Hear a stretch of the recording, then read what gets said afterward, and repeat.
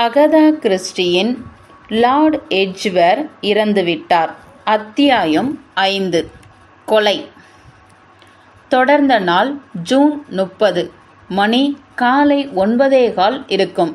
கீழே inspector Jacob என்கிற ஜேப் எங்கள் இருவரையும் சந்திக்க மிக்க ஆவலோடு காத்திருப்பதாக தெரிய வந்தது. எந்தவிதமான சிக்கலும் கடுமையும் நிறைந்திருந்தாலும் சாதுர்த்தியமும் புத்திசாலித்தனமும் நிறைந்து செயல்பட்டு எவ்வித குற்றத்தையும் அல்லது கொலையையும் பைசல் பண்ணிவிடும் பலம் பொருந்திய உலகின் முதல் தர போலீஸ் நிர்வாகமான ஸ்காட்லாந்து படையின் இன்ஸ்பெக்டர் வந்திருக்கும் திரு ஜேப். சில வருடங்களாக அவரை பற்றிய முகவரியே அறியாமல் இருந்தோம் நாங்கள். எனவே, ஹாய் ஜேப், என்ன வேண்டி வந்திருக்கார்? ஆச்சரியமா இருக்கு என்றான் பாய்ரோ. நாக்கை உள்மடக்கே மாடு மேய்ப்பது போல கிண்டலாய் ஒலி எழுப்பிய நான், வேறெதுக்கு, உதவிக்காக இருக்கும் என்றேன். ஏதாவது ஒரு வழக்கில் எத்தனை ஆழம் சென்றும் துளியும் துப்பு கிடைக்காது சோர்ந்திருப்பார். இனி பொறுப்பதற்கில்லை என்னும் நிலை தோன்றிருக்கும். அதான் உளவு சந்நியாசி நீ இருக்கியே, குறி கேட்க உன்னை நாடி வந்துட்டார்.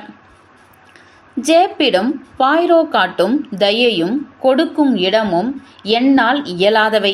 என்னை பொறுத்தவரை பாய்ரோ செய்வது போல் சீராட்டி வரவேற்கும் நிலைக்கு தகுந்தவர் அல்ல இந்த ஜேப் என்றே சொல்வேன். தன்னால் இயலாத நிலை வந்ததும் ஓடோடி வந்து என் உயிர் நண்பனை மண்டையை பீத்து கொள்ள வைப்பதனால் மட்டும் எனக்கு ஜேப் மீது ஒவ்வாமை ஏற்பட்டிருக்க வாய்ப்பில்லை. எப்படியோ தன் மூளைக்கு விமரிசையாய் வேலை தர ஒரு நல்ல வழக்கு அகப்பட்டதே என்று இந்த பாய்ரோ மகிழ்ச்சிதான் கொள்வான். வழக்கு முடிந்ததும் கள்ளத்தனமாய் ஒரு பேடி போல பாய்ரோ செய்த வானுயர உதவி அனைத்தையும் மறைத்து ஏதோ தானே தான் கடினமான வழக்கினை முடித்து முடிச்சூடா மகராசன் என்பது போல பாசாங்கு காட்டி நற்பெயரை ஜேக்கப் தட்டி செல்வார் பாருங்கள். அதுதான் எனக்குள் எரிச்சலை அள்ளி கொட்டும். இதற்கு ஹெர்க்குள்ளும் மறுப்பு வெளியிடாமல் தெய்வமே என்று அமைதி காப்பான் பாருங்க. அதான் எரியும் என் எரிச்சலுக்கு வார்க்கப்படும் நெய். இதனால்தான் உளவு சந்நியாசி என்று குறிப்பிட்டேன். எனக்கு இது போல மாய்மாலம் செய்யும் நபர்களை கண்டால் அது ஸ்காட்லாந்து இலக்கா இன்ஸ்பெக்டரா இருந்தாலும் பாதகமில்லை, கிஞ்சித்தும் பிடிக்காது. இந்த என் கருத்தினை ஜேப் மேலே வந்து சேருவதற்குள் பாய்ரோவிடம் கொட்டி தீர்த்தேன். அவன் சிரித்தான். அன்பு ஏஸ்டிங்ஸ், நீ புல்டாக் என்னும் நாய் வகையடா. கிண்டல் அடிக்கிறான் என்பது புரிந்தது. லேசாய் சிரித்துவிட்டேன். ஆனால் கிண்டலுக்கான அர்த்தம்தான் விளங்கவே இல்லை. அதை அறிந்து கொள்வதில் சிறு ஆர்வம் கூடியது. என்ன ஒப்பிடுது என்றேன். புல்டாக் நாய் வகைகள்தான் நாய்களிலே மிக அவலட்சணமான முகம் கொண்டவை. அதுபோல முகம் பற்றி கவலைப்படாதவன் நீ. ஆனா ஜேக்கப் அப்படி இல்லை. 4 பேருக்கு முன்னால தன்னை புத்திசாலியாக காட்டிக்கொள்வதில் ஆசையும் திருப்தியும் அடைபவர். எனவேதான் என் முகமுடியை அணிந்து கொள்கிறார். போகட்டுமே என்று கவிதைத்தனம் நிரம்பி விளக்கினான். முட்டாள்தனமான மக்கள் பாய்ரோ, முதலில் இப்படிப்பட்டோருக்கு உதவுவதை நிறுத்தி தொல என்று நண்பன் என்னும் உரிமையில் சற்று காட்டமாகவே சொன்னேன். பாய்ரோ ஏற்றுக்கொள்ளவில்லை. சமுதாயத்தில் எத்தனையோ பொய்களை சொல்லியாது தலை நிமிர்ந்து புகழோடு பவனி வர விரும்பும் துரும்புகள். தொலையட்டும், விட்டுவிடு. என்னை பற்றி உனக்கு இப்போதாவது முழுசாய் புரிந்திருக்க வேண்டும். புகழல்ல நான் தேடுவது, குற்றம் என்று ஒன்று என் காதுகளுக்கு எட்டிவிட்டால் அதன் உண்மைதான் எனக்கு வேண்டியது. அது தெரியும் வரை உறங்க மாட்டேன். அழகாய் முற்றுப்பள்ளி வைத்து விட்டான். இனி பேசி பயனில்லை. அதற்குள் ஜேப்பும் உள்ளே வந்து விட்டிருந்தார். அப்படி என்ன குற்ற வழக்கினை சுமந்து கொண்டு ஜேப் வந்திருக்கிறார் என்னும் ஆர்வத்தில் என் எண்ணங்கள் திசை திரும்பின. எங்கள் இருவரையும் மனதார குசலம் விசாரித்தார் ஜேப். இதில் என்றும் குறைச்சல் இருந்ததில்லை. அன்பு ஜேக்கப், விடிஞ்சதும் விடியாதம்மா, எது உங்களை இவ்வளவு சீக்கிரமா இங்கே இழுத்து வந்திருக்கு என்று பேச்சை ஆரம்பித்தான் பாய்ரோ. சீக்கிரம்? எனக்கு இது சீக்கிரமல்லையப்பா. எழுந்து 2 மணி நேரம் முக்கியமான அலுவல்களை செய்துவிட்டு இப்போ இங்கே வந்திருக்கிறவன் என்றவர். என்னை இங்கு இழுத்து வந்ததற்கான காரணத்தை கேட்டீர்கள். அதற்கு விடை ஒரு கொலை என்று முடித்தார். கொலை? ஜேப் ஆம் என தலையசைத்தார். சீமான் எட்ஜ்வேர் அவரது ரீஜன்ட் மாளிகையில் நேற்றிரவு கொல்லப்பட்டிருக்கிறார். கழுத்து பகுதியில் வெட்டி கொலை செய்யப்பட்டிருக்கிறார். அவர் மனைவியாலேயே. என்ன? அவரது மனைவியாலையா? நான் ஏறத்தாழ மயங்கியே விட்டேன். நேற்று காலை பிரைன் மார்ட்டின் சொன்ன வார்த்தைகளை சரேலென ஒரு மின்னல் கீற்றாய் என்னை வெட்டின. அருள்வாக்கு சொல்லும் பூசாரி போல மறுநாள் என்ன நடக்கப் போகிறது என்ற நாணம் பெற்றவரா மார்ட்டின்? ஜானே கொல்லத்தான் போகிறாள் என்று அடித்தல்லவா அவர் சொன்னார், மிக லாவகமாக. நீங்கள் உதவவில்லை என்றால் நானே நேராக போய் என் கணவரை சுட்டு விடுவேன் என்றாளே அந்த நடிகை.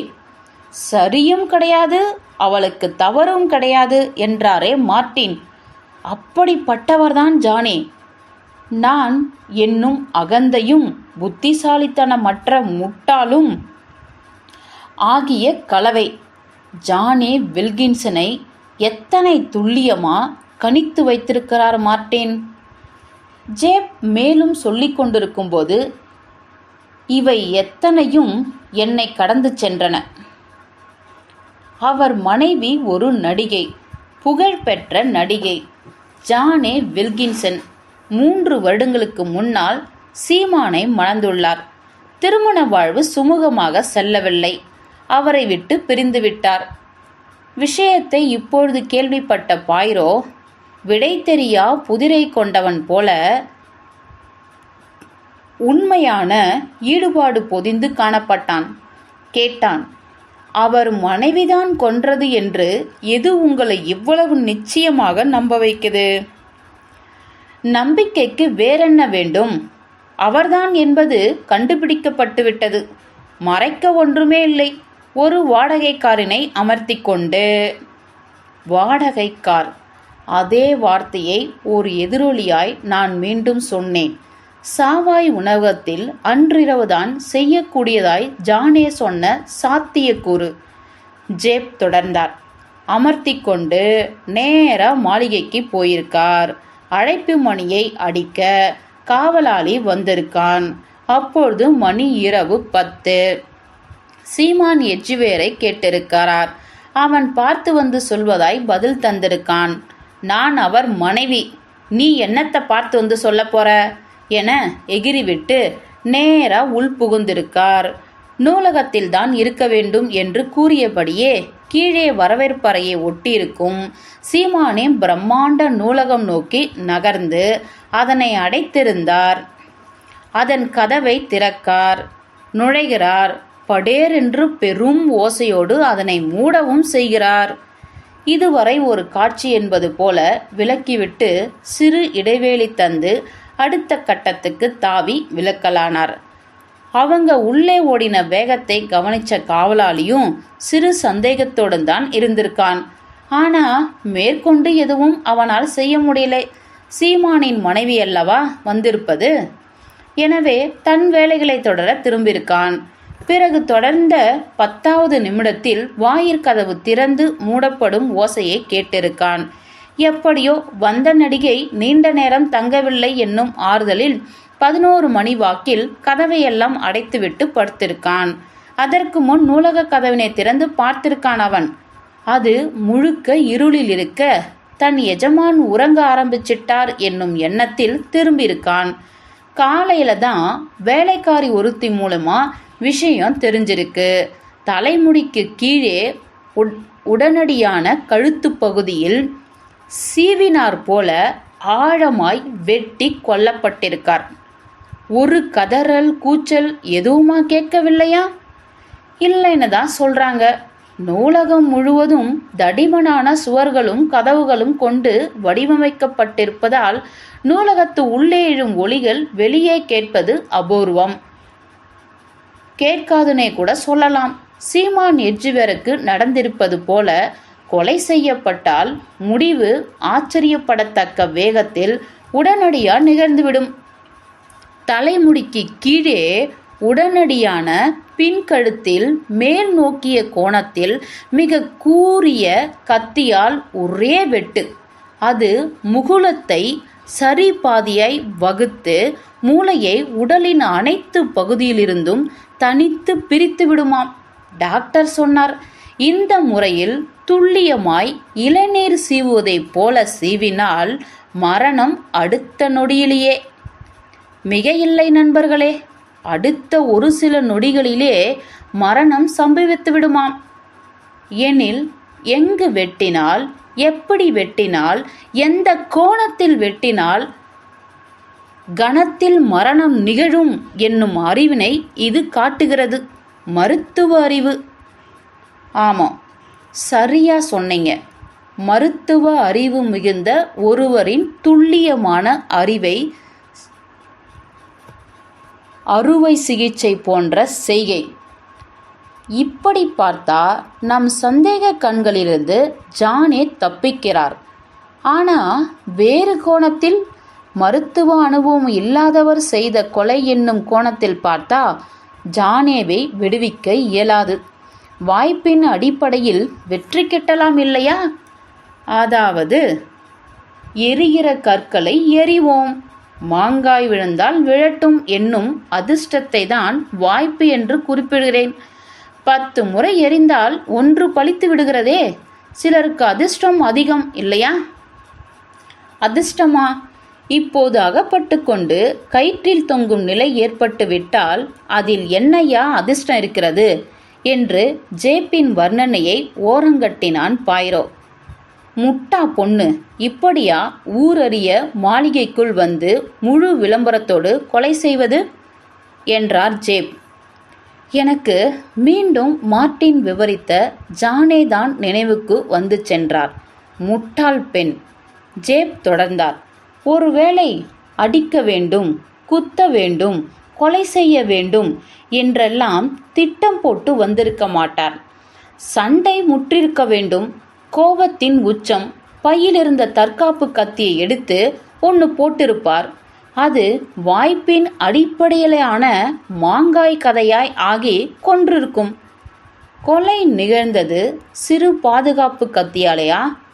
அதுபோலதான் ஏதோ ஒன்றுன்னு தான் டாக்டருங்க சொல்கிறாங்க. எதுன்னு தெளிவாக தெரியல.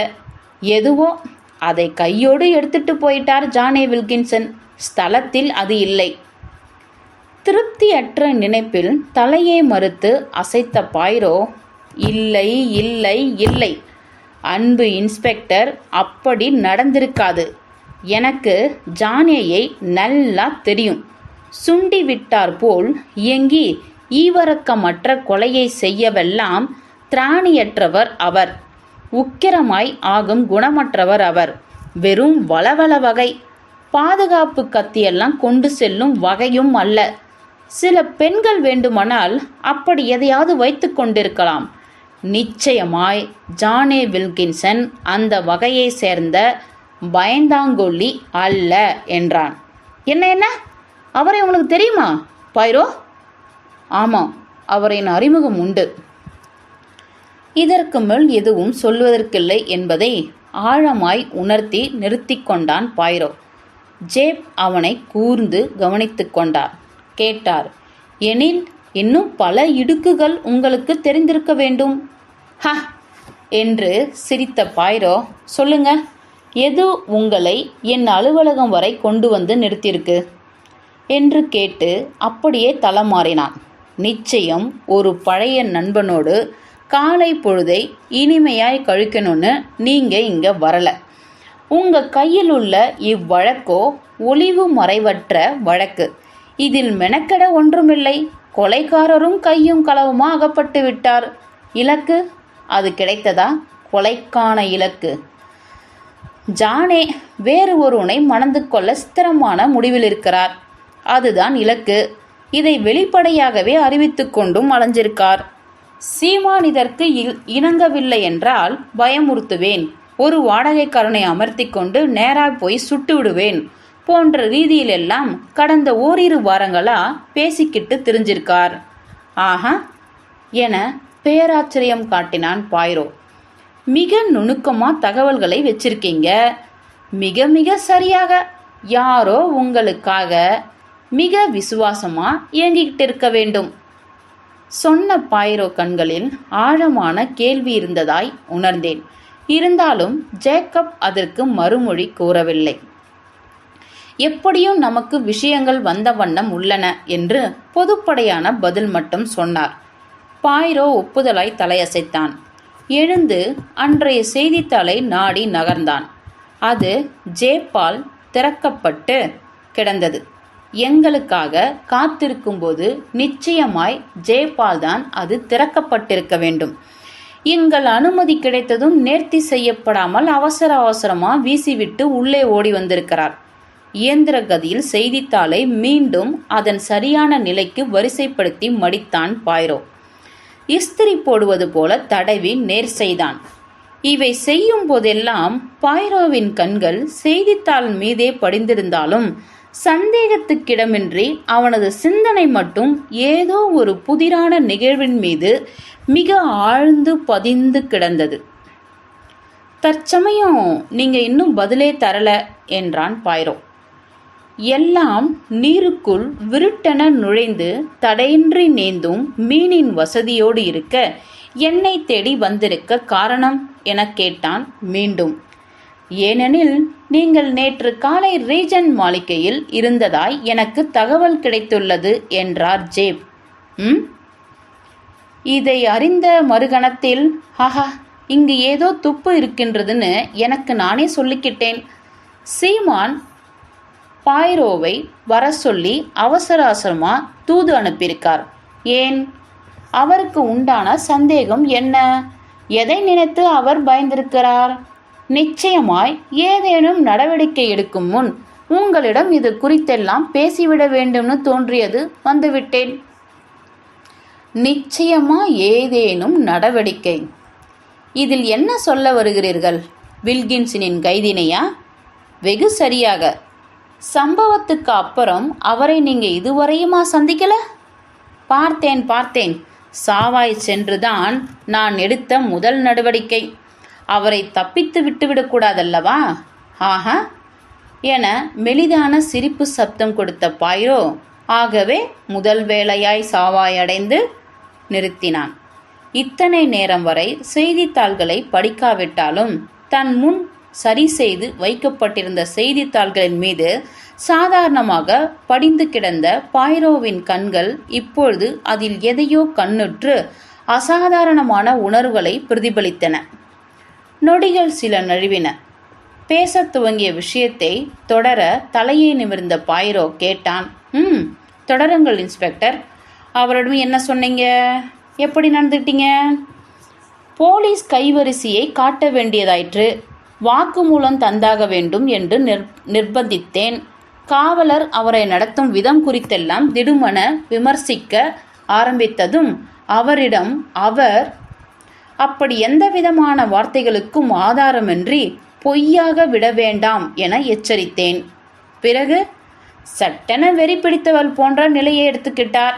ஆமாம் திருமிகு பாய்ரோ ஹா ஊ என கதற ஆரம்பிச்சிட்டார். அவரையே மளமளவென சுற்றி சுற்றி வந்து அறையையே சுத்தி சுத்தி வந்து கதறினார், கத்தினார். கைகளை விண் நோக்கி நீட்டி நீட்டி விரித்து முறையிட்டார்.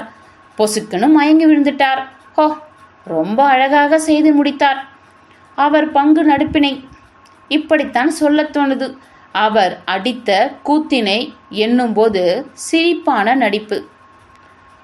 அவருக்குள் விளைந்திட்ட திடீர் வெறி இயற்கையானது அல்ல, செயற்கையே என நீங்களாவே முடிவெடுத்துட்டீங்க இல்லையா என்றான் பாய்ரோ நிதானமாய். என்ன சொல்றீங்க என்று காரமானார் ஜேக்கப். வித்தைகள் காட்டி வழக்கில் செல்ல வேண்டும் என்பதெல்லாம் என் வழக்கமல்ல. அவர் நிஜமா மயங்கியெல்லாம் விழவே இல்லை. முயற்சி செய்து நடிச்சு பார்த்தார். அந்த பங்களிப்பு சரியாக அமைந்து விட்டதில் அவரே கூட மகிழ்ந்து போயிருப்பார். இருக்கலாம். அவர் ஒரு நடிகை என்னும் காரணத்தால் சிறு இறுக்க நாடகம் போட்டு தப்பிக்க முயன்றிருக்கலாம் என ஜேப்புக்கு ஆதரவாய் பேசிய பாயிரோ இதனை மேற்கொண்டு தொடராமல், பிறகு என்று மேலும் விஷயங்களை கிரகித்துக் கொள்வதிலேயே தான் ஏனோ குறியாயிருந்தான். ஒத்துழைக்க மறுக்க ஆரம்பித்தார். துக்கத்தை வெளிப்படுத்த அதீதமாய் புலம்பி கதற ஆரம்பித்தார். தரையில் புரண்டெல்லாம் வேறு துக்கம் அனுஷ்டித்தார். வருத்தத்தில் தோய்ந்திருந்த அவரது வேலைக்காரிதான் திருமதி எட்ஜ்வேரின் முகத்தில் தண்ணீரெல்லாம் அடித்து அவரை ஒரு நிலைக்கு கொண்டு வந்தார். கண் திறந்ததும் தாமதியாது உடனே தன் வக்கீல் வர வேண்டும்னு ஆரம்பிச்சிட்டார். தன் வக்கீல் வரும் வரை ஒரு வார்த்தை பேச முடியாது என மௌன விரதம் தொடங்கினார். இப்பொழுது சொல்லுங்கள் திருமிகு பாயிரோ. வெறி பிடித்த மனோநிலையில் ஒரு நிமிடம், உடனேயே வக்கீல் கேட்கும் சிறப்பான மனோநிலையில் மறு நிமிடம். இது இயற்கையாகவா இருக்கின்றது? தாமதமின்றி இவ்வழக்கில் இது மிக இயற்கையே என்றுதான் சொல்லணும் என்றான் பாயிரோ. தான் கொலைகாரி என்ற விஷயம் வெளிவர ஆரம்பித்து விட்டதால் தான் இப்படி நடந்து கொண்டுள்ளார் என்ற கோணத்திலா சொல்ல வரீங்க? சிச்சி, நிறுத்துங்க. கொலைகாரி என கூறுவதை நிறுத்தி திருமதி எட்ஜ்வேர் அல்லது ஜானேன்னு சொல்லுங்க. நீங்களும் நானும் ஒருவரை கொலையாளி என அறிவிக்க அங்கீகாரமற்றவர்கள். நீதிமன்றத்துக்கு தான் அத்தனை அனுமதியும் உள்ளது என்று நிதானமாய் அதே சமயம் சாட்டை சொடுக்காய் பேசிய பாயிரோ தொடர்ந்தான். அவர் ஒரு குணம் அப்படிப்பட்டது. முதலில் தன் கணவர் அகால மரணம் அடைந்து விட்டதாய் திடீரென்று அறிய வரும் ஒரு பெண்ணின் நிலையினை உங்களுக்கு வரித்து காட்டுகிறார். அழுகை, புலம்பல், மயக்கம் இத்தியாதி இவ்விதமாய் அவரது கலைகுணம் வெறி பிடித்தார் போன்ற பங்களிப்பினை மேடையேற்றி முடித்ததும் ஜானேயின் சுயகுணம் விழிக்கின்றது. சிந்திக்கிறார். போலீசிடம் வாயே திறக்கக்கூடாது, தனக்காக வக்கீல் வந்து பேசிக்கொள்ளட்டும் என உஷாராகிறார். சரியா? எனவே அவர் கதறி கூப்பாடு போட்டதெல்லாம் தன் கொலையை தானே மறைக்க என்றெல்லாம். பாவம், தப்பு கணக்கு போட்டுக்கொண்டு குழம்பாதீர்கள். நீங்கள் தன் கணவருக்கென்று இல்லை, வேறு யாருக்காவது இந்த நிலை ஏற்பட்டிருந்தாலும் கதற ஆரம்பித்தது முதல் மயங்கி விழுந்தது வரை அத்தனையும் நடந்தேறே இருக்கும். ஜானே வில்கின்சன் ஒரு பிறவி நடிகை என்பதை தானே இது காட்டுகின்றது, வேற எதுவும் இல்லை ஜேக்கப். பிரமித்து பார்த்து கொண்டிருந்த ஜேப், ஆனாலும் ஜானே எதையோ மறைக்கத்தான் செய்கிறார், இது நிஜம் என்றார். ஒரு முடிவா இருக்கீங்க, அதைவிட மனமில்லை என்றான் பாயிரோ. நமட்டு சிரிப்பு சிரித்தபடி கேட்டான். எந்த ஒரு வாக்கியத்தையுமா அவர் பேசவில்லை? அப்படிதான் நீங்க சொல்றீங்க. எந்த ஒரு வாக்குமூலமா தரல? தன் வக்கீல் வராது, வார்த்தை உதிர்க்க மாட்டேன்னு சொல்லிவிட்டார். அவரது வேலைக்காரி வக்கீலை தொலைபேசி மூலம் தொடர்பு கொள்ள முயற்சித்தாள். என் 2 போலீஸ்காரர்களை அங்கு காவலுக்கு வைத்துவிட்டு உங்களை நாடி வந்துள்ளேன். எனக்கென்னவோ மேற்கொண்டு எந்த நடவடிக்கை எடுப்பதற்கு முன்னும் உங்களிடம் இந்த சமாச்சாரங்களை எல்லாம் முன்வைத்து விடுவதே புத்திசாலித்தனமான ஏற்பட்டது திருமிகு பாயிரோ. இருக்கலாம், அதற்கு நன்றி. ஆயினும் உங்கள் முடிவில் நீங்கள் நிச்சயமாகத்தானே இருக்கிறீர்கள்? ஆமாம், அதில் எவ்வித மாற்றமும் இல்லை. இருந்தாலும் நிரூபிக்க எத்தனை சாட்சிகள் வேண்டுமோ அத்தனை சாட்சிகள் தேடி நிற்கிறேன்.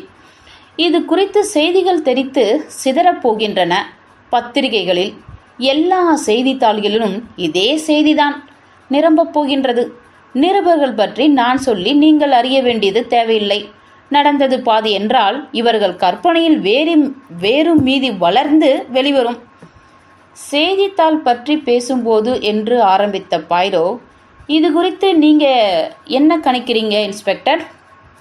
இன்றைய காலை பத்திரிகையை நீங்க கவனம் கொடுத்து படிக்கலேன்னு நினைக்கிறேன் என்று தான் மடித்து வைத்திருந்த செய்தித்தாளின் ஒரு குறிப்பிட்ட பகுதியை சுட்டிக்காட்டி நீட்டினான். மேஜையின் குறுக்காய் கை நீட்டி தாளினை பெற்றுக்கொண்ட ஜேப் சப்தமா பாயிரோ விரல் பதித்து காட்டிய செய்தியை படித்தார். சிஸ்விக் நதி தீரத்தில் அமைந்திருக்கும் தனது இல்லத்தில் விமர்சையான இரவு விருந்தினை அளித்தார் சர் மோன்டாகு கார்னர். இதனை பிரபலஸ்தர்கள் பலர் வந்திருந்து சிறப்பித்தனர். திரு சார்ஜ், திரு ஜேம்ஸ் பிளாண்ட், விமர்சகர் திரு ஆஸ்கர், நடிகை ஜானே வில்கின்சன், இன்னும் பலர். இதை படித்து முடித்த கணத்தில் ஜேப் திணறி போய் பின்வாங்கினார். சற்றே சிந்தனையில் ஆழ்ந்தார். பிறகு தன்னிலை அடைந்தவராய், இச்செய்திக்கும் நாம் பேசிக்கொண்டிருக்கும் வழக்குக்கும் எந்த தொடர்பும் இருப்பதாய் எனக்கு தோணல என ஆரம்பித்தார். இச்செய்தியெல்லாம் செய்தித்தாள்களுக்கு முன்னதாகவே மிகழ்ச்சி குறித்த அழைப்பிதழ் அனுப்பப்படும் போது இணைத்து அனுப்பப்பட்டு விடும். அதிலுள்ள பெயர்கள் வைத்து இப்பெட்டி செய்தியை அது செய்து விடுவார்கள். ஜானே அங்கு விருந்துக்கு சென்றிருந்தாலும் கூட, ஒருவேளை அது முடியும் போது, அதாவது சுமார் 11:30 மணி வாக்கில் சென்றிருந்தாலும் கூட அவர் வந்திருந்ததாய்தான் செய்தி தருவார்கள். ஆகவே நிருபர்கள் தரும் அனைத்து செய்திகளையும் வேத வாக்காய் நாம் எடுத்துக்கொள்ள முடியாது. திருமிகு பாய்ரோ, உங்களுக்கு போய் இதெல்லாம் நான் எடுத்து விளக்கவும் தேவையில்லை. ரொம்ப சரிதான். இச்செய்தி எனக்குள் என்னடா இது என்னும் சிறு ஆவலை தூண்டிவிட்டது. அதனால் தான் முன்வைத்தேன். இது போன்ற ஒற்றுமைகள் இடம்பெறதான் செய்யும். விடுங்கள். உங்களை ஏன் சீமான் எட்ஜ்வேர் வர சொன்னார்? காரணம் எனக்கு தெரிந்தால் உதவிகரமாக இருக்கும். மறுத்து தலையசைத்தான் பாய்ரோ. சீமான் எட்ஜ்வேர் என்னை வர சொல்லி ஆள் அனுப்பல. நான் தான் அவரை சந்திக்க அவகாசம் கேட்டு தகவல் அனுப்பியவன். உண்மையாவா? ஆச்சரியம், ஆச்சரியம். என்ன காரணத்திற்காக? பாய்ரோ பதிலளிக்க விருப்பமற்று தயங்கினான். பின் சொல்கிறேன் என்றான் மெதுவாய். ஆனா பதிலை என் வழியில் சொல்லத்தான் நான் விரும்புகிறேன். ஜேப் தலை குனிந்து கொண்டார். அவருக்காக நான் சற்றே பரிதாபப்பட்டேன். சில சமயங்களில் அதிகபட்ச எரிச்சலை உண்டு பண்ண வல்லவன்தான் இந்த பாய்ரோ. ஒரு அனுமதி வேண்டும் என்று தொடங்கிய பாய்ரோ, ஒரு நபரை இங்கு வரவழைக்க உங்கள் அனுமதி தேவை என்றான். யார் அவர்? பிரைன் மார்ட்டின், சினிமா நடிகர். இந்த வழக்கோடு அவருக்கு என்ன உள்ளது? எனக்கென்னவோ என்று ஸ்திரமாய் குறிப்பிட்ட பாய்ரோ, அவர் வந்து சொல்ல உள்ள விஷயங்கள் உங்களுக்கு தேவையானவாக இருக்கும்னு எனக்கு நிச்சயமாக தோணுது. என் உதவிகரமாய் கூட அமையலாம். ஹேஸ்டிங்ஸ், உதவ முடியுமா? நான் தாமதியாது தொலைபேசி எண்கள் எழுதப்பட்டிருந்த பாய்ரோவின் சிறு நோட்டு புத்தகத்தை எடுத்து புரட்டி மார்ட்டினின் எண்ணை குறித்து கொண்டு ரிசீவரை எடுத்தேன். சில முறை மணியடித்து கொண்டே இருந்தது. பின் தூக்க கலக்க குரலில், யாரது பேசுவது என்று கேட்டார் மார்ட்டின். இக்கேள்விக்குறி, இதற்கு நான் என்ன பதில் சொல்வது என பாய்ரோவிடம் கேட்டேன். விஷயத்தை சொல்லலாம். சீமான் எட்ஜ்வேர் கொலை செய்யப்பட்டு விட்டதாகவும் என்னை வந்து உடனடியாய் பார்த்தால் அது எனக்கு பேர் உதவியாய் போகும் என்று சொல் என்றார். மூடியிருந்த ரிசீவரிலிருந்து என் கையை எடுத்துவிட்டு மிக பவ்யமாய் பாய்ரோ சொன்னவற்றை அப்படியே திருப்பி சொன்னேன். ஓ கடவுளே என்ற மார்ட்டினின் அதிர்ச்சி குரலில் இத்தனை நேரம் இருந்த தூக்க கலக்கம் விலகி போயிற்று. ஆ, அவள் செய்துவிட்டாள் கொலையை. எதிர்பார்த்தபடியே இல்லையா? இதோ மறுநொடியில் அங்கிருப்பேன். என்ன சொன்னார் என்ற பாய்ரோவுக்கு மார்ட்டின் சொன்னவற்றை அவரின் பாவனையிலேயே சொல்லி முடித்தேன். ஹ என்று வியந்தான் பாய்ரோ. சிறு திருப்தி அடைந்தவராய் போல் பட்டது. அவள் செய்துவிட்டாள். இப்படியா சொன்னார்? எனில் அது நான் நினைத்தபடிதான். அது நான் நினைத்தபடிதான். நான் நினைத்தபடியேதான். ஜேப் பாய்ரோவை விந்தையாவும் வியப்பும் கலந்து ஆர்வமாய் பார்த்தார். என்னதான் அவர் சொல்கிறார் என விளங்காமல்.